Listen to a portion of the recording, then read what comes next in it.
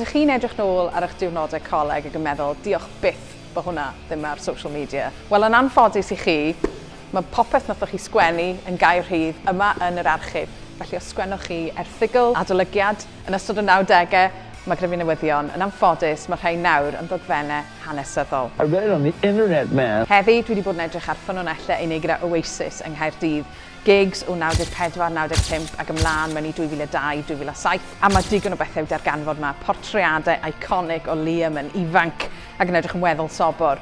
Mae gyda ni adolygiad lle mae'r adolygydd ddim cweit yn cofio hanner y gig am ryw reswm. Ac o'n blaen ni, mae gyda ni adolygiad o un o gigs cynnar Oasis yn TJ's yng Nghasnewydd, lle mae'r gitarydd yn dweud ar ddiwedd yr rhaglen, hope you've had a lovely night, because we haven't. Hi Lise. Dyna drwodd ddim yn ffain? Lowering the tone. Os gyda chi atgofion o weld Oasis yng Nghaerdydd tra bod chi yma yn y brifysgol, os felly rhannwch eich atgofion yn y sylwadau a cadwch yn lan, plîs.